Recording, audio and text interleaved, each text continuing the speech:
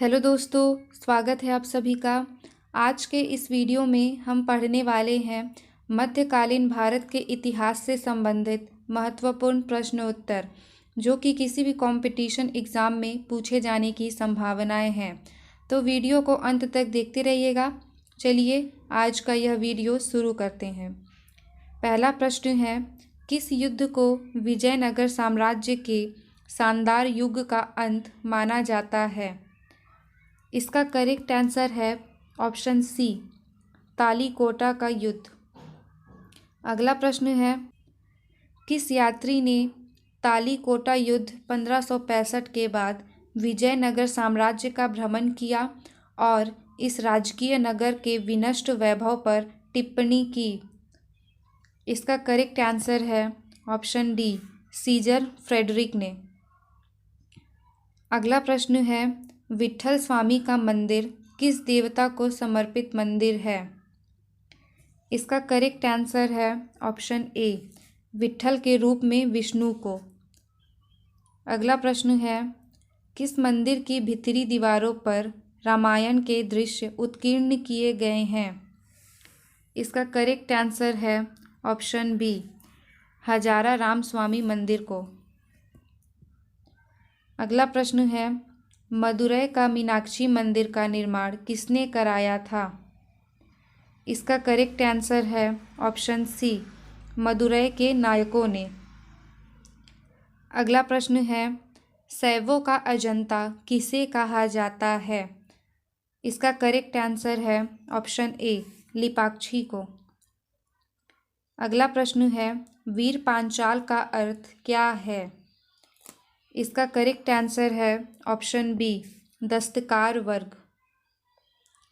अगला प्रश्न है, मराठा कालीन पेशवा के समतुल्य विजयनगर का केंद्रीय प्रशासनिक पद क्या था? इसका करेक्ट आंसर है ऑप्शन ए, प्रधानी या महाप्रधानी। अगला प्रश्न है, निम्नलिखित में से किस काल में प्रशासन में नायंकार व्यवस्था एवं अयंगार व्यवस्था प्रचलित थी? इसका करेक्ट आंसर है ऑप्शन डी, विजयनगर काल में। अगला प्रश्न है, अमरम का अर्थ क्या था? इसका करेक्ट आंसर है ऑप्शन ए, जागीर। अगला प्रश्न है, विजयनगर काल में ग्रामीण शासकीय इकाई पर शासन के लिए 12 व्यक्तियों को नियुक्त किया जाता था, जिसे क्या कहा जाता था? इसका करेक्ट आंसर है ऑप्शन बी, अयंगार। अगला प्रश्न है, शिष्ट का अर्थ क्या था?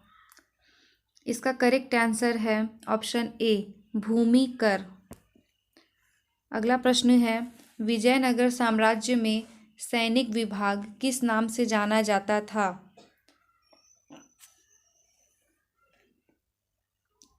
इसका करेक्ट आंसर है ऑप्शन ए, कदाचार।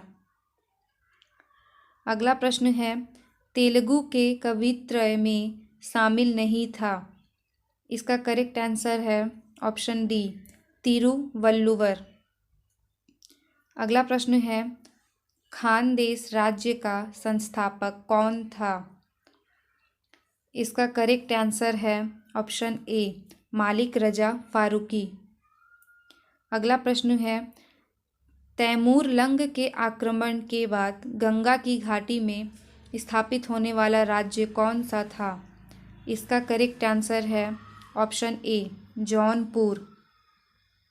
अगला प्रश्न है, कहीं के शासक की उपाधि सुल्तान उस सर्क या पूर्व का स्वामी कौन थी?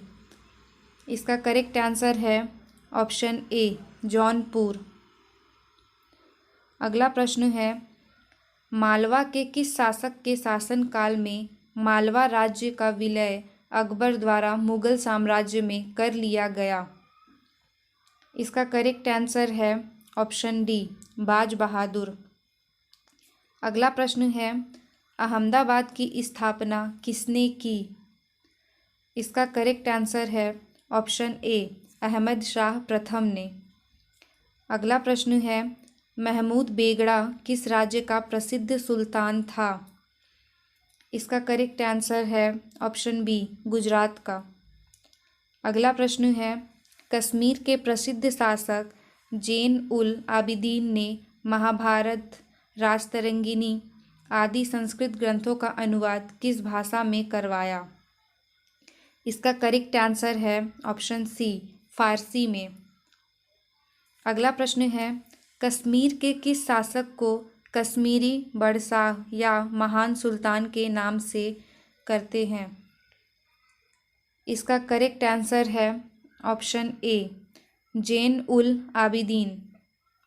अगला प्रश्न है, महाभारत का बांग्ला में अनुवाद बंगाल के किस सुल्तान ने कराया? इसका करेक्ट आंसर है ऑप्शन बी, नुसरत शाह ने। अगला प्रश्न है, निम्नलिखित में से भारत का पहला मुस्लिम शासक कौन था जिसने हिंदुओं से जजिया कर न लेने का आदेश दिया? इसका करेक्ट आंसर है ऑप्शन ए, अलाउद्दीन हसन बहमन शाह।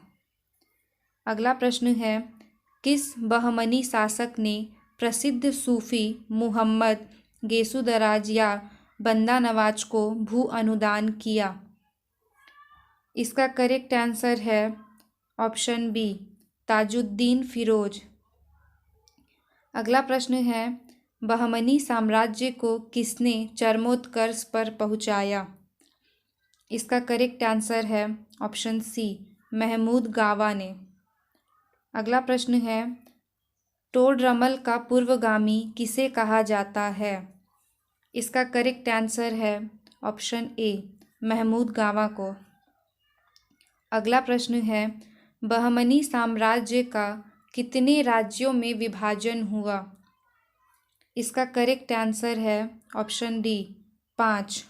अगला प्रश्न है, बहमनी साम्राज्य से सबसे पहले कौन राज्य स्वतंत्र हुआ? इसका करेक्ट आंसर है ऑप्शन ए, बरार। अगला प्रश्न है, बहमनी साम्राज्य से सबसे अंत में कौन सा राज्य स्वतंत्र हुआ? इसका करेक्ट आंसर है ऑप्शन डी, बीदर। दोस्तों, मुझे उम्मीद है कि आप सभी को यह वीडियो पसंद आया होगा। वीडियो को अंत तक देखने के लिए आप सभी का बहुत बहुत धन्यवाद। मिलते हैं अगले वीडियो में, तब तक के लिए जय हिंद, जय भारत।